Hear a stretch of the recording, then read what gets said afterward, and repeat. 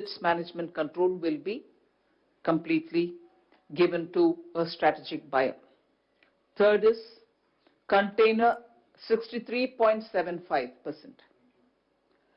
Third is Container Corporation of India Ltd, CONCOR. Again, strategic disinvestment of Government of India shareholding of 30.8%, along with the transfer of management control to a strategic buyer. The next is strategic disinvestment of Government of India shareholding of 74.23% in the THDCIL, along with the transfer of management control to a strategic buyer, THDC India Limited, which is Terry Hydro Development Corporation India Limited. Terry as in Gadwal.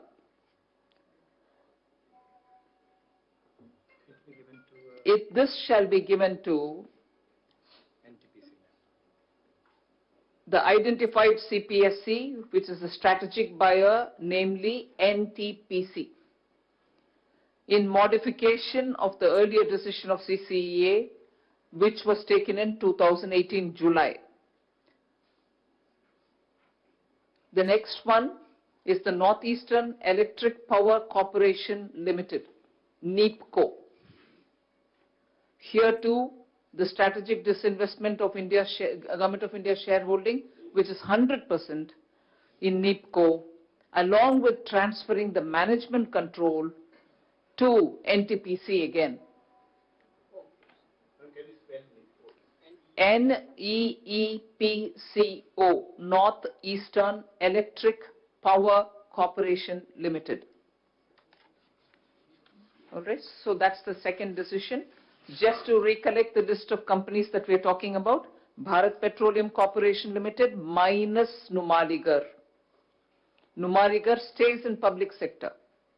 Shipping Corporation of India Limited, Container Corporation of India Limited, THDC, that is the Terry Hydro Development Corporation of India Limited, Northeastern Electric Power Corporation Limited, NEEPCO. Okay, so that's the second I'm giving you.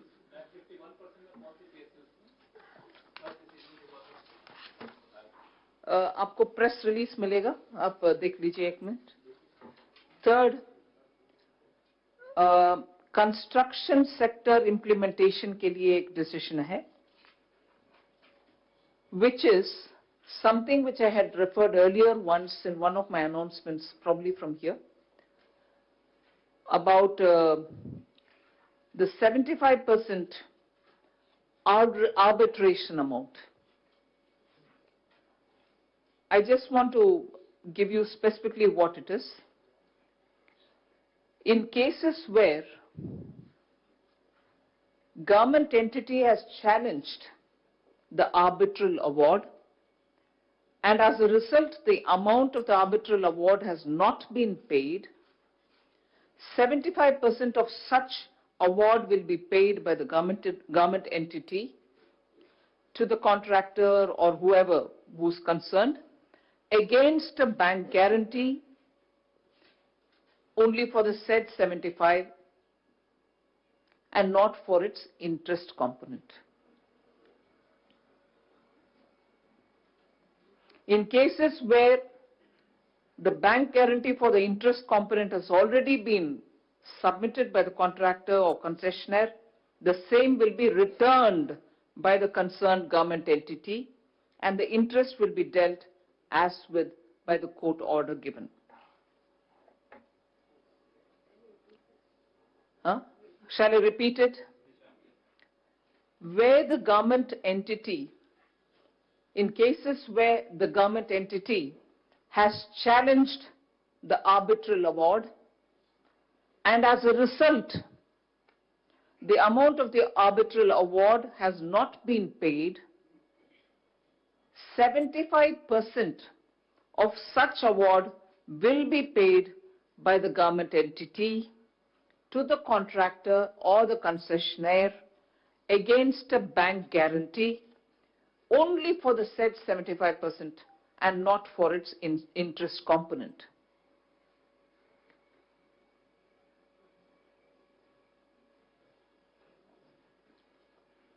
With respect to the interest component, which is interest payable to the government entity, should the subsequent court order require refund of the said 75%, because you give it earlier, payment of the same will be as per the court order, non-compliance of which by the contractor would be contempt of court. So in other words, it means with the bank guarantee, 75% will have to be paid, but no bank guarantee on the interest required. Interest need not be paid. It will be paid after the final order of the arbitration comes through. This 75%, which was a decision taken long ago, hadn't been implemented. I had assured here in one of my announcements that I will ensure that this gets done. The cabinet has given approval. Now there cannot be a delay in any of those payments which have to be made, and therefore that is a major decision by the government today. The next one is on relates to the Ministry of Road and that is the MORTH, related to the TOT model and securitization of user fee receipts of the national highways.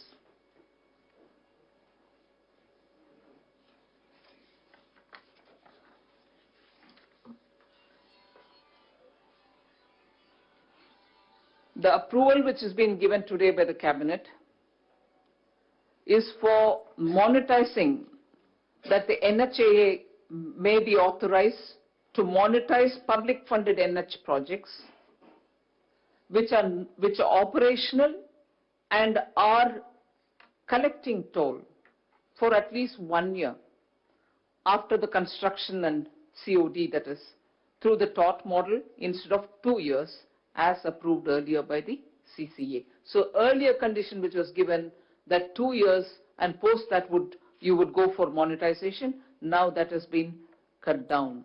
Now it's been reduced for at least 1 year. If they've been up and running and toll being collected, they could monetize. NHAI also gets authorized to vary the concession period between 15 to 30 years, depending on the project's features, instead of 30 years as was approved earlier. So that condition of 30 years has now been reduced to either 15 to 30 years, depending on how convenient it is. A detailed proposal of every TOT bundle, including the proposed project stretches, estimated concession value, and also a proposed concessional period, shall be approved by the NHAI board itself.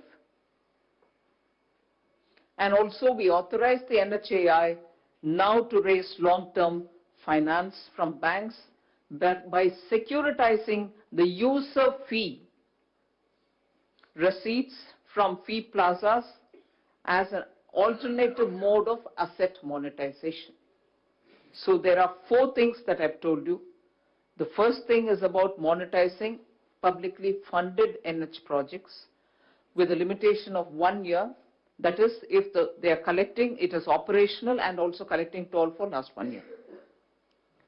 The second is the concessional period has been brought down from 30 years to anywhere between 15 to 30 years. And the third one is including the proposed stretches, concessional value, proposed concessional period. All this can be approved by the NHAI's board itself. And the final thing is that NHAI may approach banks for long-term finance by securitizing their user fee,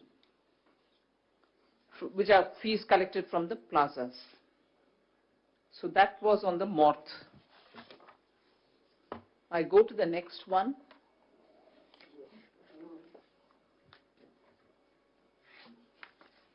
Which relates to having a unified authority for regulating all financial services in the International Financial Services Center that is the IFSC, which the first one or the foremost one which exists now is in the GIFT City.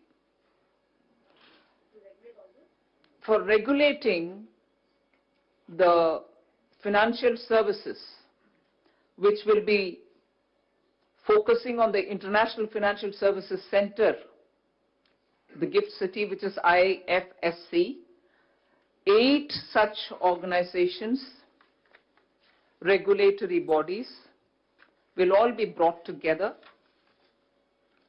and they will regulate the activities here. They include SEBI, RBI, and PFRD, and so on. So all these organizations together will come together to be a one window, single window, to ensure that the functions are regulated. It sets up this unified authority. There will be a chairman together with 8 members. Due procedure shall be followed for the creation of the posts. And they shall, in one place, govern all activities of this financial center, so that we become world-class, we are able to match the practices which exist all over the world, and it shall become a global financial hub. So that was something which was promised during the budget, and therefore that has also been achieved. Meaning all the regulators for the rest of the country are there, you know them, right? RBI, SEBI, PFRD and all that. But when it comes to the International Financial Services Center, all of them will have one representative, and together with one chairman will be available there as a single window. That's right. But that is only for that, and that chairman plus 8 will be limited to the operations of the IFSC. It is not as if that they're going to do anything else elsewhere in the country. The single window facilitation happens through this method. The next is, of course, something which I had announced on the 20th of September, the taxation. We've gone to the cabinet to take the approval, because that's an ordinance which we had brought in that time. And quickly to recall, it was reduction in the corporate income tax, 30 to 25, and also for the new ones at 15, reduction in MAT. So you are aware all that, and also talking about new companies at 15, talking about these buyback tax of shares for listed companies, and also capital gains arising out of securities transaction tax. All this has been also today approved. And small minor corrections which had to be done have all been, and clarificatory notes which had to be given, all that has received the approval of the cabinet now. So taxation law amendment bill. That's right.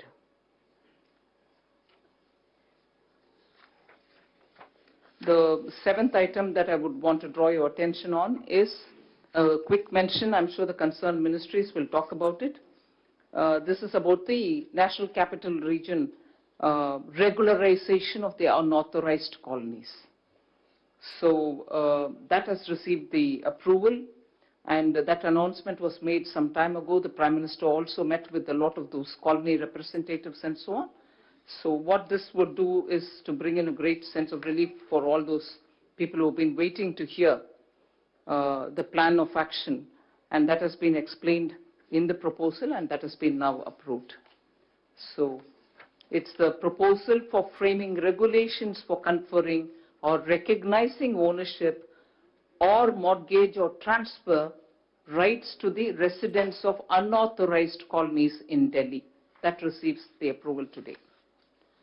The next item is pertaining to a proposal for introduction of recycling of ships bill and the accession that we do now to the Hong Kong International Convention for safe and environmentally sound recycling of ships, so that Hong Kong Convention is what we give accession to today. Through that, we provide a competitive edge to India. You know, in Alang, there is a major ship recycling activity which happens, which has global standard practices, something which has grown organically on its own.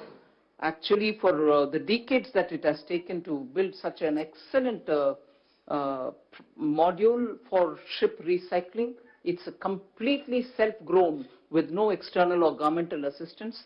But by this accession to the Hong Kong International Convention, we are actually bringing in best practices, global best practices, and we are not becoming a backyard of all rejected ships, but on the contrary, scientifically dealing with ship recycling happens there. So it is a classic case where India, with its existing regulatory framework, is also bringing in the international convention. The ship breaking code exists here in India. A revised version also has come in 2013. But by this accession, what we bring in is environment protection, workers' safety are all going to get greater importance. So this is something which I would like to place a lot of importance. A lot of international funding agencies have also been looking at India as one of those high-class recycling centers for which they are willing to give further funds. By this accession to an international convention, we hope to be able to get better assistance from different agencies which want to fund. I move to another very important decision which has been taken by the Cabinet today. The Cabinet has given approval for establishment of National Institute of Sowa Rigpa at Leh, Ladakh. It's one of the traditional Tibetan medicine, like we say Ayurveda, Unani, Siddha, and so on. This is a traditional Tibetan Himalayan treatment, medicinal practice, for which a national institute is now being set up in Leh, Ladakh. So the Cabinet has given approval, and this shall be, it's called SOWA, S-O-W-A, SOWA hyphen R-I-G-P-A, SOWA Rigpa. So for Leh, Ladakh, this is one of the biggest national institute coming for their traditional medicine. And what does it mean? It is going to be an autonomous body under the Ministry of Ayush with a capital cost of 30.80 crores and a recurring cost of 16.45 crores. Obviously, this will have a director for whom the approval has been given. So it's a science of healing, which is very, very famous there. It originated from India, and it's a traditional medicinal practice, which has a following not just in Ladakh, Leh, but also in Himachal Pradesh. It has a following in Arunachal Pradesh, in Sikkim, Darjeeling, and also among the Tibetans who are settled in this country. So this will be of a major implication for that region, Leh and Ladakh.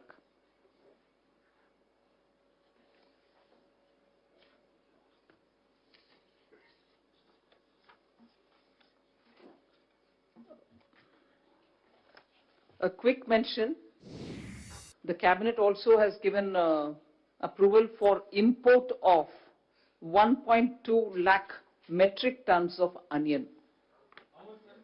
1.2 lakh metric tons. A quick mention on that. I'll move to talking about Telecom.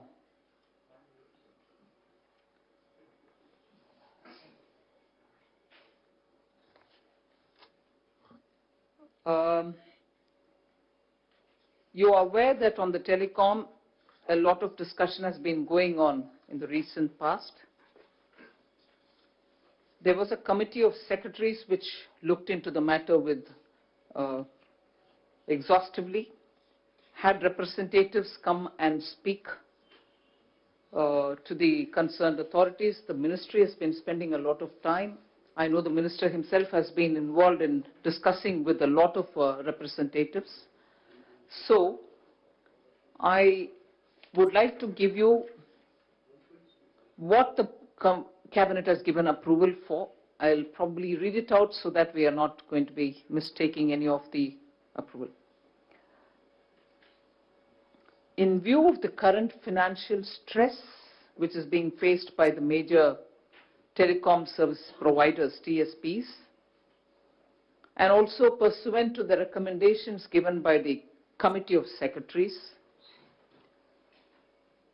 I read out what has been approved. To defer receipt of the spectrum auction installments, to defer receipt of the spectrum auction installments,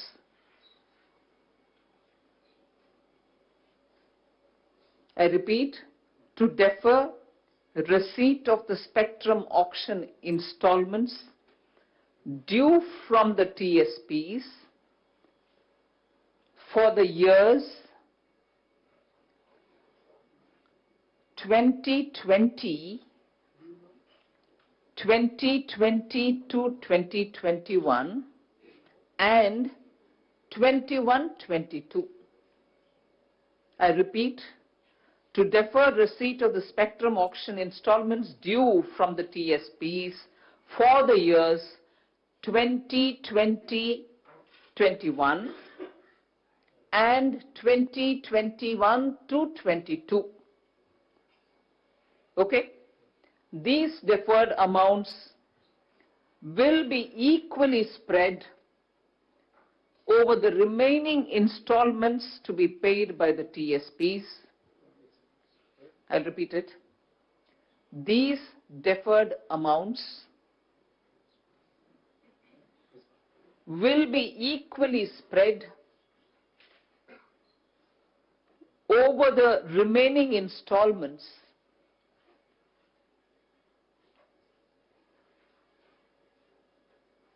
to be paid by the TSPs, that is the telecom service providers, without any increase in the existing time period, without any increase in the existing time period specified for making the installment payments.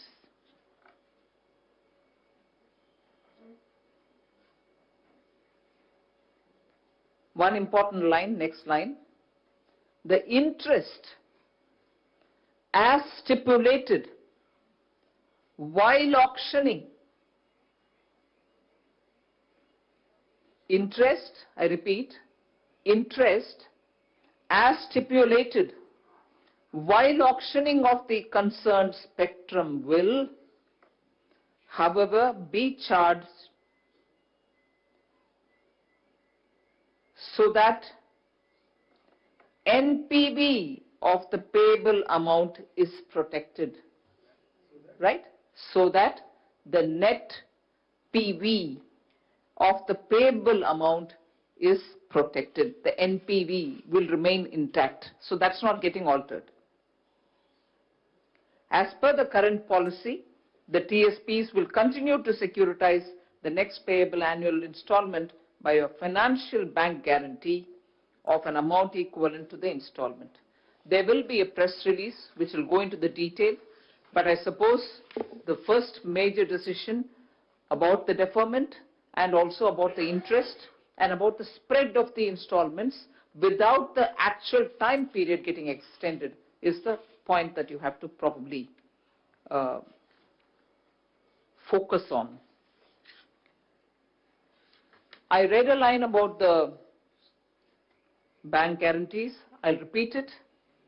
As per the current policy, the TSPs will continue to securitize the next payable annual installment by a financial bank guarantee of an amount equivalent to the installment. You got it?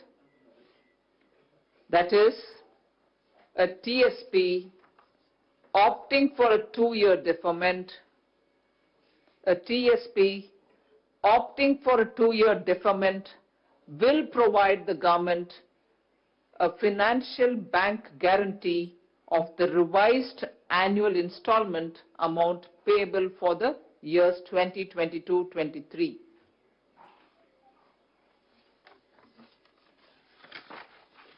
So that broadly gives you about the telecom decision. The last one is on the labor codes.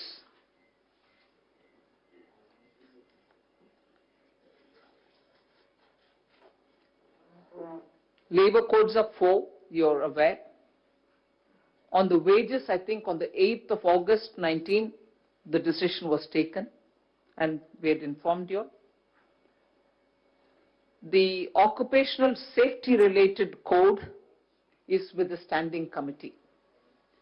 Today, the approval has been given for the industrial relations code. The 4th one is, of course, the social security. I'm not talking about that now. So there are 4 codes about the wages, which is the first one. 8th August 2019, approval was given and you were informed about it. The occupational safety related one, the code on occupational safety, is with the standing committee. The social security is not what I take up now, but today's approval relates to Industrial Relations Code Bill.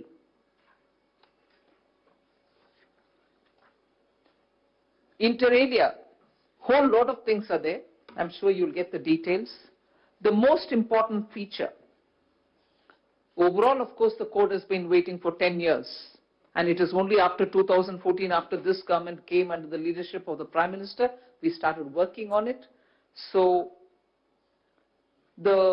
this particular thing related to the Industrial Relations Code, I'd like to highlight the fact that fixed term employment, I treat that as the big noteworthy point. The fixed term employment as opposed to the contract which prevails widely nowadays, is being given permission. Approval is being given to fixed term. And what does that mean? All workers who are going to be under the fixed term will of course be taken seasonally depending on the nature of each of the industry, as and when the orders come and all that, but they shall be treated at par with regular workers for the benefits. They shall be treated at par with the regular workers. That's the biggest feature. I'd like to say that the Minister Gangwarji has spent a lot of time in consultation with all the trade unions, all the stakeholders. Now this code obviously comes up with a whole lot of things. This, as I said, is one of the 4 codes. State governments, of course, can take it further. Looking at the code, each of the states can take it any further, and therefore, without taking more of your time, these are some of the highlights of today's cabinet meeting. Thank you.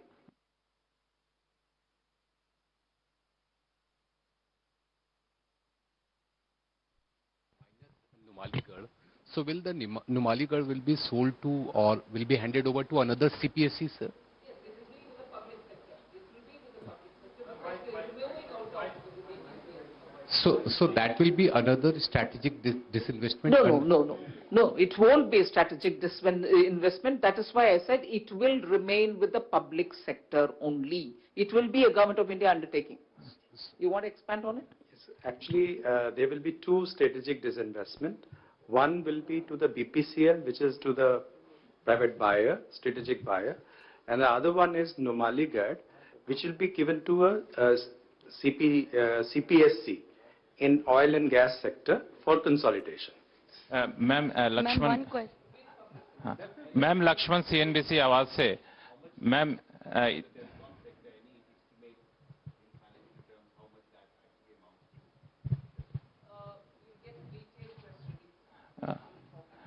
Ma'am Lakshman CNBC आवाज से आपके right में जो 5 कंपनियों में strategic cell का फैसला लिया गया है वो क्या हम लोग ये एक्सपेक्ट करें कि करंट फाइनेंशियल ईयर में हो पाएगा? दूसरा सवाल कि 51% से हिस्सेदारी घटाने का जो फैसला है कहां तक घटाएं? कुछ लोअर लिमिट हम लोगों ने रखा है 40% या 30% कुछ ऐसा? मैनेजमेंट कंट्रोल रखने का जितना उचित है उतना तक।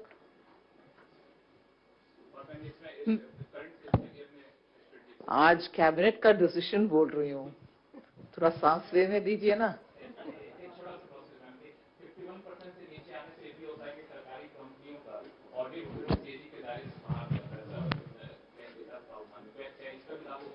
No, but when you're dealing with management control, why will you have to worry about it? You're going to be the management of it. But unless Secretary, you want to add something more?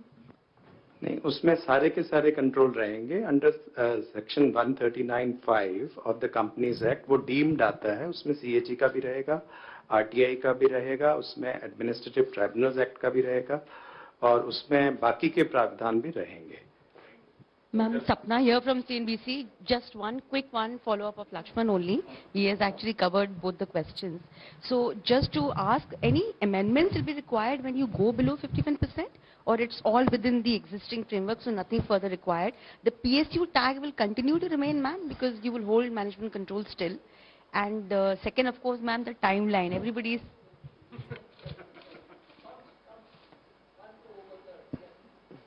Okay, so PSU... Oh, sorry. Okay. Sorry. So, ma'am, PSU tag and the amendment not required, probably we will clarify. You will clarify. And ma'am, just again that same question about timeline, everybody is asking because we are in November now. And this is a big decision taken by the government. November May. Ma'am, sorry? November May decision, big decision. I mean, what is it? So you can... I've answered your question. Can we simply say that contractual workers, people on contract, will be treated at par with regular workers? No, now they'll be called fixed-term workers. The situation is different, right? The nature of employment will be fixed-term now. I'm comparing it with the pre-code structure, where contract laborers, all of us talk about them, their rights, their emoluments and so on. But what this code is talking about is it's giving permission for fixed term employment, because there are times when, let us say in seasonal production, like in textiles, when you're exporting, you have extraordinary orders coming in, let us say for the Christmas and New Year. At that time when you take them on, they will all be fixed term employed people, for whom what we are saying, one of the features of this one will be that they will be getting as many benefits as a regular worker. So I'm giving just one of the features. The code itself has very many, which I'm sure the ministry, Labour Ministry, will come out with an exhaustive press release for it. Ma'am, I'm Nikunj Johri from Bloomberg Quint.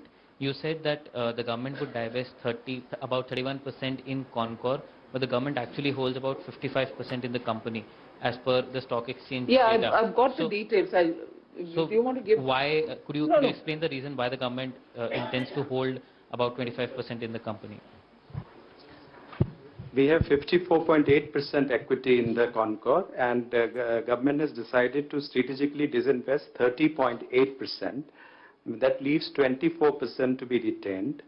And this is also because, Concor is quite integrally linked with the railways.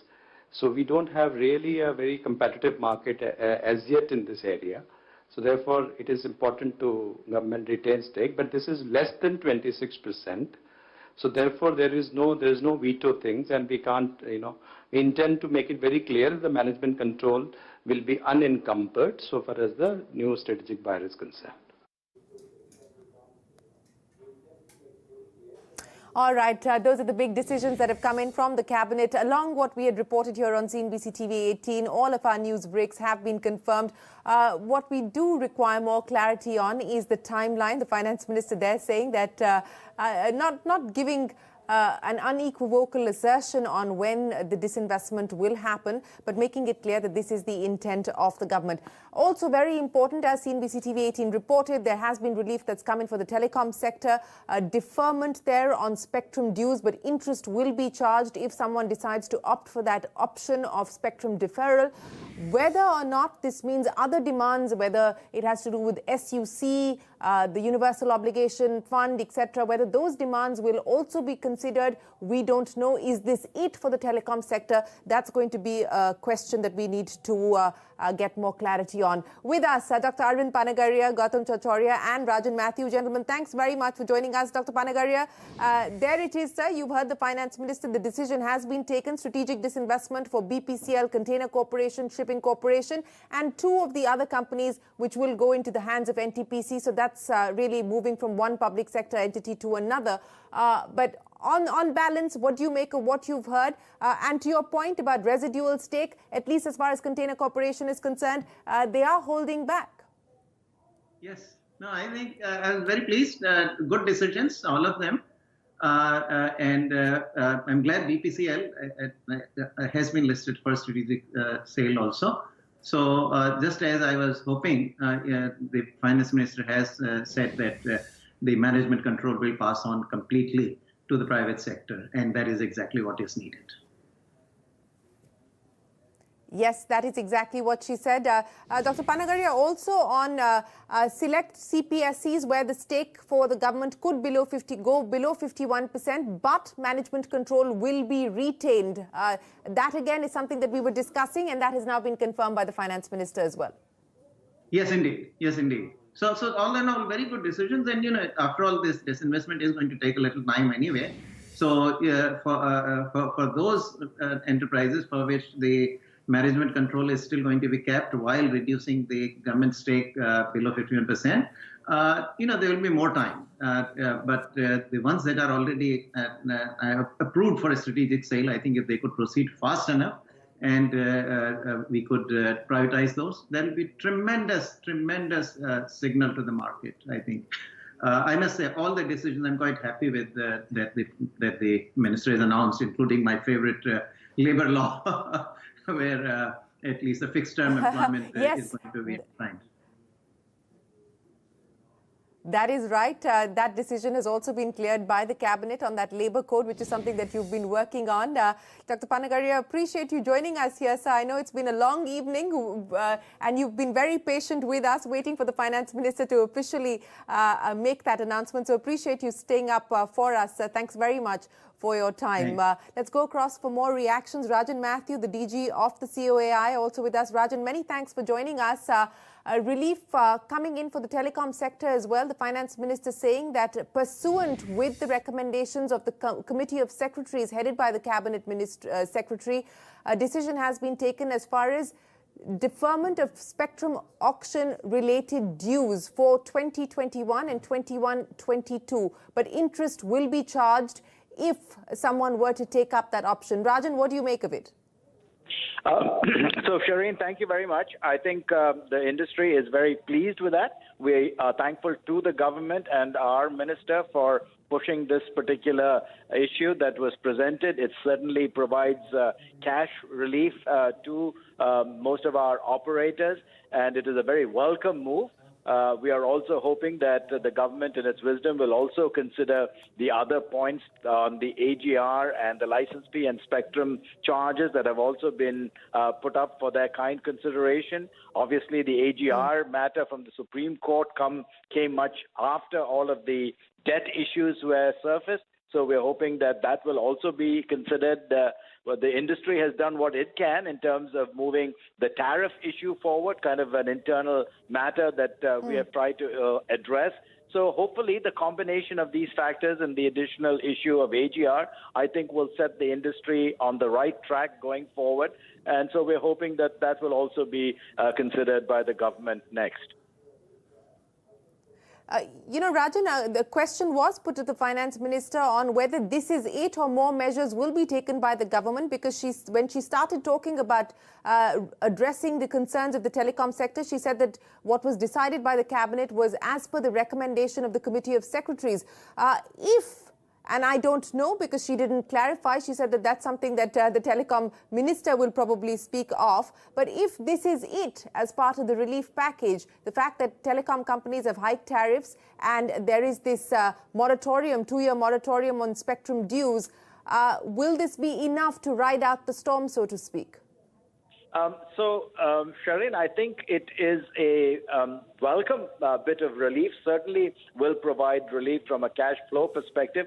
I'm not sure that it will fix the longer term issue. Obviously, the issue of how much tariff increases will need to be made to cover up this particular deficit. If that's all that came from the government, that seems a pretty tough nut to crack in terms of saying all of the additional debt.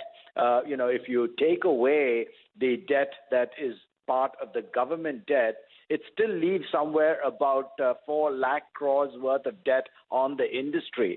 So that is still an overhang that will have to be addressed. And part of it obviously will come from, hopefully, the tariff increases that have been proposed. There will be a residual amount.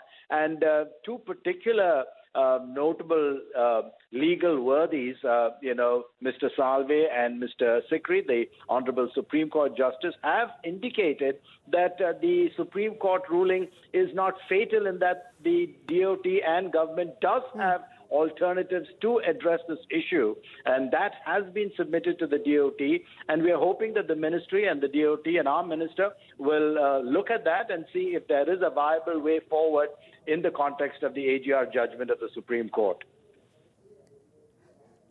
Rajan, while we don't know whether the DOT or the government will act on the AGR issue, that is an open question at this point in time. No decision, at least as part of the cabinet meeting that took place today. But on the issue of the deferment of spectrum dues, the interest will be charged, as the finance minister pointed out. That will be done to protect the NPV of the receivables. What do you make of that, and what could be the possible impact of that? So clearly, if you were to keep the net present value calculations, all it does is really increase the total absolute quantum of money that will be due to the government. Perhaps what could be done is obviously introduce a variable component. That is, instead of having a fixed interest, we know that interest rates are coming down. So rather than perhaps having a fixed, as is the case on some of that debt, perhaps moving to a variable pegged, if you will, to the decreases that are perhaps proposed going forward. So that's perhaps one way to ameliorate some of the burden. We have also asked for an increase in the overall term. So hopefully that could also be considered in terms of the overall license term that is still there, 11 years now. Could that be expanded to a further 10 years and extend that? So hopefully those are alternatives on the debt structuring. So I think those are all viable options for the government to consider. And we are very thankful for what the government has done, and we hope that these are additional items that are considered by them. You want more, is what you're saying. But Rajan Matthew, thanks very much for joining us here, DG of the COAI. Gautam Chachari of UBS Security is also with us. Gautam, many thanks for joining us. Several decisions being taken by the cabinet today. One, of course, is the strategic disinvestment, the in-principle approval coming in for companies like BPCL Shipping Corporation, where the government will exit altogether and give up management control. On Container Corporation, it will hold on to some residual stake, but will give up management control. What will this mean now as far as the markets are concerned? We've reported this, so I don't know how much of this has already been discounted and factored in. So, good evening. I think this impacts markets in 3 ways. One, obviously, it's a big boost to the fiscal challenge which the government was facing. Secondly, privatization in general is always looked at as one of the credible reforms for any markets, and specifically emerging markets, which improves markets' hopes for growth medium term. And lastly, if it leads to foreign capital coming in, that's always great for a capital-starved country like India, specifically given the liquidity stress India has been facing of late. Gautam, on the other decision that was cleared, where the government has essentially said that for select CPSEs, it could go below 51%, but will retain management control. Now, I would imagine that that's because they're reaching the limit on the CPSE ETFs. How would the market react to that? So that will again be stock specific, but the entire privatization agenda after today will become more credible. So even the stocks which are not being listed for privatization immediately, but just where stake sale might go down below 15%, even there selectively there will be hope and narrative building up about potential privatization over the medium term. So we do expect a lot of these companies to be bidded up in terms of valuations, but yeah, it will depend on individual stock and also the underlying fundamentals. Gautam, relief coming in, or at least partial relief coming in for the telecom sector as well. Deferral of the spectrum auction dues for a 2-year moratorium there being granted. Of course, the telecom sector saying that they would like more, and they're hopeful that it doesn't end here. But given the fact that we've already seen 2 levers, this plus, of course, the tariff hikes that the telecom companies themselves have exercised, what does it mean now for the sector? So the sector, we have been overweight on the telecom sector. We still remain so. Today's news obviously has been talked about in the market for the last month or so, and that's been in line with expectations. So this per se in itself does not change things dramatically, but this clearly sets the outlook for the sector a much more clearer and a lot more growth driven over the next couple of years. So our positive view remains intact. Finally, Gautam, before we let you go, what's the take on how the markets are likely to react to the decisions that have come in? You know, we were at a record high today, intraday closing slightly lower than that all-time closing high. How do you see the markets responding to the fresh dose of announcements that have come in from the government? So in general, the announcements that are coming today has been talked about in media, etc., and even in our macro policy meetings in Delhi, they've been talking about these things. So it's not a big surprise per se, and markets have run up. We have been constructive on markets, but in our risk-reward framework, our fair value for Nifty is 12,300 for June 20. And given our upside downside scenario, I think we're getting to a point where risk-reward may not be as attractive as it was 3 months back. But yeah, for the short term, this is clearly a sentiment booster which should support markets near term. Gautam Chatoria, always a pleasure. Thanks very much for joining us at this late hour to react to the decisions that have been taken by the cabinet this evening. With that, it is time for us to wrap up this special edition of India Business Hour. That's the key headline. CNBC-TV18 News. It's been a day of CNBC-TV18 news breaks being confirmed. The news on 5 CPSEs up for strategic disinvestment confirmed. The news that the government is looking at select CPSEs and bringing its shareholding below 51% but retaining management control. That has been confirmed. Telecom companies getting a moratorium on spectrum dues. That has been confirmed. And outside of cabinet decisions, and of course the TOT news, our colleague Anu Sharma broke that as well. That's been confirmed. And outside of that, the big story on DHFL, which broke first here on CNBC-TV18, the Reserve Bank of India confirming that. It's been a day of big stories. Sapna Das, there in conversation with the Disinvestment Secretary. By various quarters. Starting off first, could you just tell us very quickly, is this an entire equity, divestment in BPCL, the 53% that government holds, and but this will be without Numaligarh? That's one. Second, why 30.8% in Concord? And third, entire government stakeholding to be divested in SCI also, along with management control? Yes, as far as the SCI is concerned, the entire thing goes with the management control. In the BPCL, there is a carve-out, as ma'am said. Ma'am explained that there is a Numaligarh refinery, which will remain in the public sector, but not with the BPCL. So it will be given on a strategic basis to another CPSE buyer in oil and gas sector for that consolidation. Could it be IOC also? It is not yet decided which one will it take it. There is also OIL is there, where they have got a crude which is also goes in there. But so that will be decided later.